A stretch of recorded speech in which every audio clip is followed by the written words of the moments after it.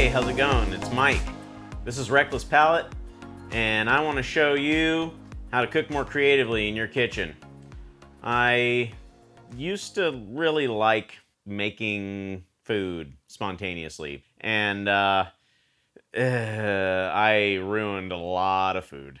But I was determined to figure out how to cook without ruining food. You know, it's one thing to follow a recipe, but sometimes a recipe isn't great, you know. Sometimes a recipe is a recipe for disaster.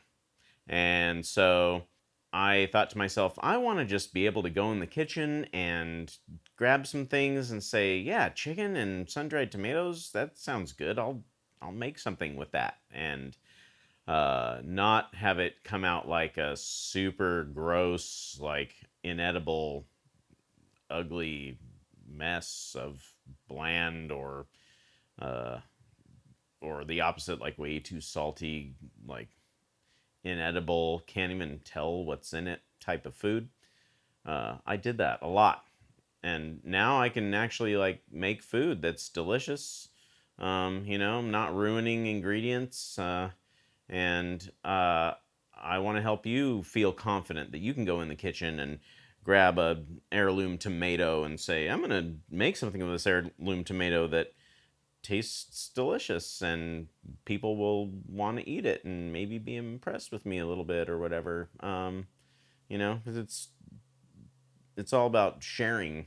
So, if you haven't guessed by looking at the countertop here, we're talking today about my number one ingredient of all time, and it's not heirloom tomatoes, which I love, but it's, you know, February in Sacramento, California, and we're not growing tomatoes here. These are decent. Mexico.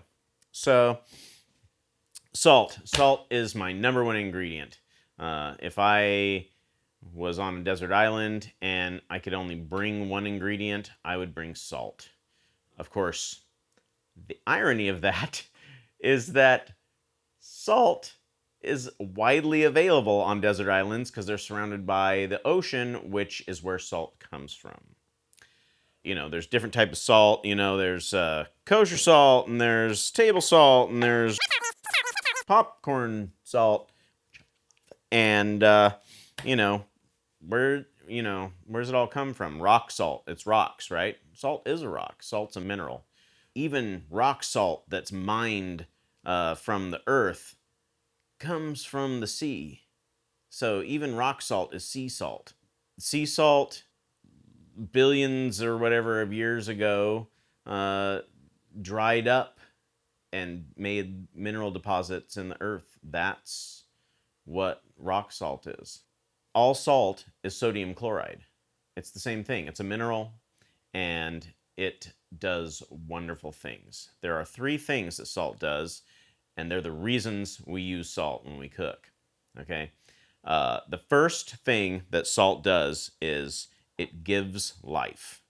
All life on Earth needs sodium chloride, or sodium of some form, but, you know, sodium chloride is the salt that we use. Because of that, it's been very important throughout history, not just for cooking. I mean, that's how we ingest it usually, or you can just lick it, I guess, like animals do. But, you know, salt was a highly prized commodity, you know, in ancient times. It's been used as currency. They've found coins made out of salt, which, by the way, salt, Latin, I want to say Latin, sal, S-A-L. I don't know Latin, but that's where salt comes from, right? The word salt. That's also where the word salary comes from. Kind of weird, huh?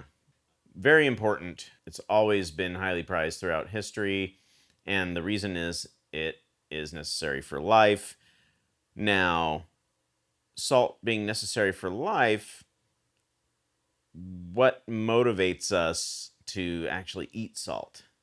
why do we care? If you don't have water, you get thirsty. And if you don't have water for a long time, you get really thirsty and you get like fangry, and you would do anything to get some water. You start to go kind of crazy, right? So your body tells you you need to drink water. Well, guess what? Your body also tells you you need to eat salt. We just don't like starve ourselves of salt, at least not here in the United States. Everything has like mad salt in it. Here's the thing about salt. This is table salt.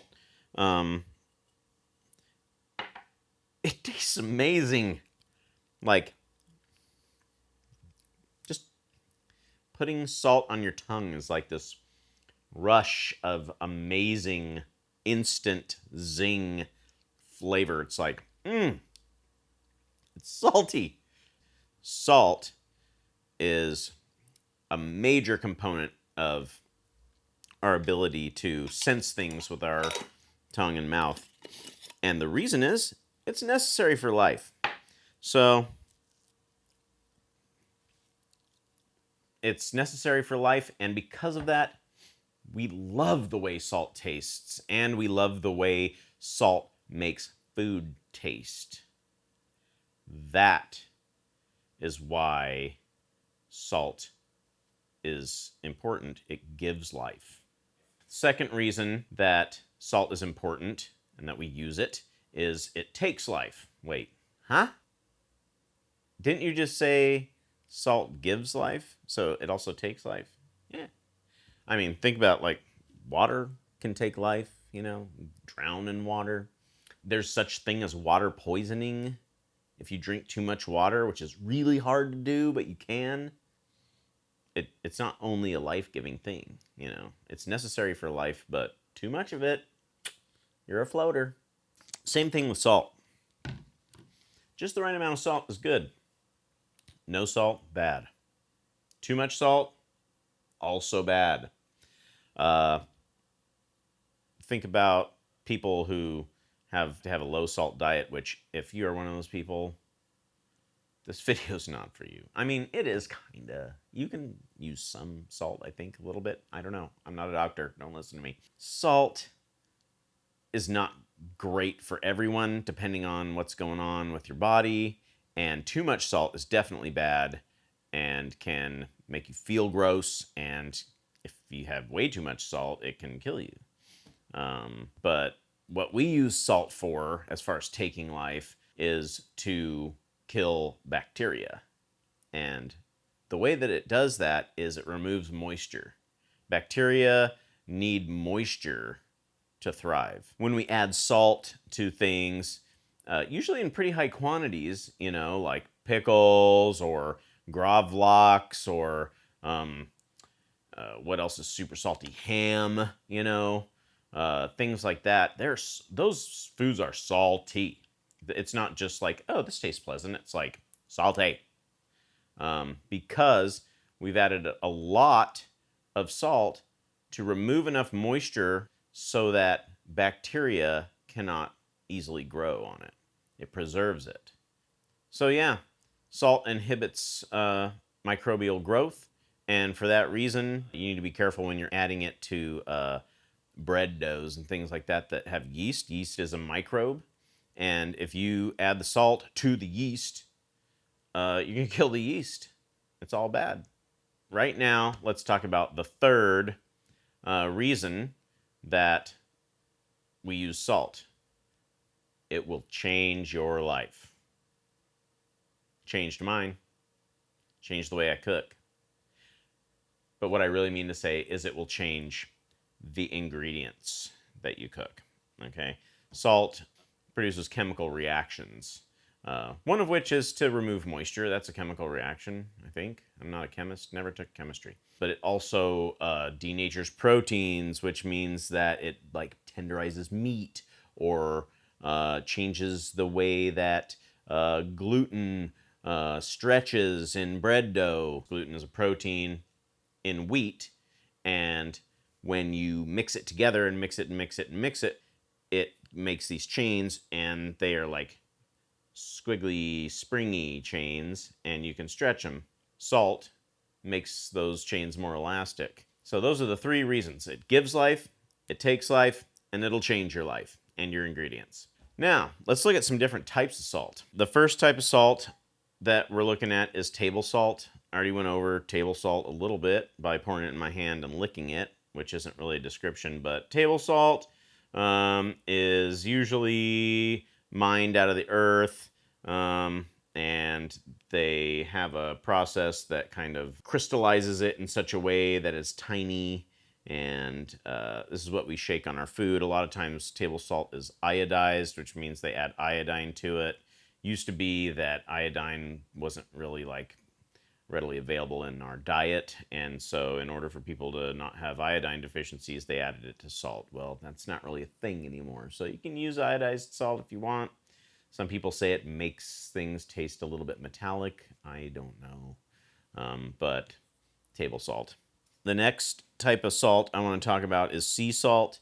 I already told you, sea salt, there are a bunch of different types of salt, but they're all sea salt. Well, when we say sea salt in this context, we're talking about salt that was obtained directly from the sea, not that was dried up over millions of years and then mined. So, first type of sea salt that you commonly see is this type of stuff right here. This is coarse grain sea salt. It's real big, kind of rock salt looking. I'll show you a close up of that. And it goes on the floor when you throw it. No, it has this reputation for being special, and really it's just more expensive because it's an expensive way to make salt. So you can use sea salt all you want, but if you're using it in your cooking, it's not going to be any different than if you use table salt or kosher salt. The only difference is the amount that you're going to add, which has to do with the size of the salt. What sea salt is really good for is when it has texture, because sea salt can give us textures that other salts don't have. This is called fleur de sel. This is a French salt that is harvested from the surface of rocks. It's rocks that the ocean water, kind of like the waves, just hit the rocks, and then the salt crystallizes on the rocks. You've probably seen French gray sea salt at the store, or maybe you have a jar. Don't be creeped out. It's gray because it has minerals in it. It's fine. But you'll notice that it has interesting texture to it. Sometimes it's wet because they literally like just raked it up out of the ocean or like a tide pool or something. But the fleur de sel is not gray. It's pretty white and shiny because it's up on these rocks where the like gray mineral deposits are not. So it doesn't have that gray appearance. But the crystals are a little bit bigger and kind of delicate. So when you put it in your mouth, it kind of has this little crunch. When you put this type of salt on your food that's on your plate as a finishing salt, a salt you add right before you serve something, when people take a bite, they get that little like crunch of salt, and they're like, oh, there's a little like salty crunchy on there. Who doesn't like a little salty crunchy? Another sea salt is Malden. Okay, this type of sea salt has like a larger crystalline structure than fleur de sel. It doesn't occur naturally like fleur de sel on rocks. They take salt and they do a crystallization method in such a way that it comes out in these big, beautiful flakes, and they have a very brittle and crisp texture to them. A very delicate crunch to them. And because the flakes are generally a little bit bigger, you get a little bit more of a salty punch when you take a bite of food that has some of these like salt flakes on top. So moving on, we have a couple different types of salt here. This is popcorn salt.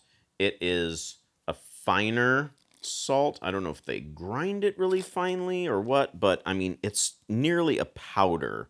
I know you can't see that. Maybe I'll show you a close up, but it's like finer than like table sugar. It's so delicate and so tiny, and it tastes so salty. And the reason is because there's literally more of it. Like, it's so small, you can cram a lot of it into one spot and it just instantly dissolves all over your tongue. That's why when you eat popcorn at like the movie theater, they're not shaking table salt onto it. It's this super fine powdered salt. And that's why it just like whoosh, like salty popcorn. It's amazing. Besides popcorn, I like to use popcorn salt on things like French fries and tater tots. When I want the salt to really coat the food when it's done, I sprinkle some of this popcorn salt on it, and it really clings very well to food. Other types of salt, you might have experienced this. You take your roasted potatoes out and you sprinkle some salt on them, and then you put it on your plate, and there's like a whole bunch of salt on the pan where you sprinkled the salt on the potatoes and like zero on your potatoes, which sucks. Popcorn salt, it's going to stick. In-N-Out Burger, they have those little packets of salt. Same type of thing. You notice probably it's really fine texture. It really sticks to the fries. God, I love fries.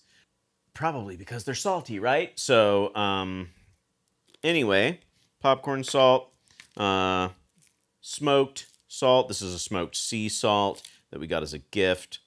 Thank you, Jason and Michelle. This salt here, they take the salt and they build a fire under it. And I've never seen them do this, so I'm just telling you what I've been told. But the smoke clings to the salt, and I can actually smell it right now. You know what it smells like? Bacon. It's like bacon salt. It's like salt that makes things bacony. Use it on your like scrambled eggs or something like that. It's like money. It's a way to add a different flavor to foods. This is a good finishing salt if you want to just add a little smoky essence to something at the end of cooking when you put something on a plate. And I really want to touch on that, by the way, the finishing salt thing. I kind of mentioned that before, but what's really crucial about the finishing salt is you put it on the food right before you eat it or right before you serve it. If you put it on the plate and then set the plate on the counter and like go over there and get your napkins and silverware and fill up your water and say, hey, honey, do you want a glass of wine? By the time you get the plate in front of you and start eating, the salt has dissolved. So it doesn't help anyone to dissolve these expensive sea salts when the purpose of it is to give the food texture. When you take a bite, if it doesn't go crunch, you just wasted your expensive salt and just made your food kind of like salty, which, I mean, oh darn, right? Like salty food. But the point of it is to give the food texture. So put it on right before you serve the food. Like as you're walking over, when you are bringing the plate over to serve to your family member or friend or yourself, whoever, grab the salt, sprinkle it, and walk it over. It's the last thing you should do before saying bon appetit. I don't say bon appetit. That's goofy. But anyway, the last salt that I'm going to talk about, I know the big red box has been calling your name. You're like, why isn't he talking about that beautiful diamond crystal box? It's gorgeous, and I can't take my eyes off of it. Guess what, guys? I can't either because it's the most important type of salt, IMO. Kosher salt, because koshering is a thing that they do in the Jewish faith when they remove blood from meat. I don't know much about koshering, and in fact, I don't use kosher salt for koshering. It is used for that, but I use kosher salt because it has a particular feel to it and a particular size to it that makes it easy for me to gauge how much I'm adding when I'm cooking. That's really the reason that I use kosher salt, because I know how much of it to add. If this was table salt and I reach in and grab the amount of salt that I think I need and put it in my food, it would be way too salty. I know how much to put in because I know how much salt I'm adding when I grab a pinch of kosher salt, or when I grab a tablespoon of kosher salt, or a handful of kosher salt, whatever it requires, right? That's the whole point of kosher salt. You're going to see me mostly using kosher salt when I cook, and that's the reason. Unless a formula or a recipe specifically calls for a type of salt like table salt, which some do, and it makes a big difference. If it calls for table salt and you use kosher, or vice versa, it's going to change it dramatically, like in the order of 2 to 1. But, you know, if I'm just improvising and I'm cooking and I'm just adding salt to things, it's going to be kosher salt. The only reason I use any of these other salts is for finishing, or I use table salt for baking. Okay, we're going to start with a series of 3 videos about salt, and for the first video, we're going to explore when salt changes your food, okay? And the way we're going to change food is we're going to change the gluten structure of bread dough. It's baguette, and it is delicious.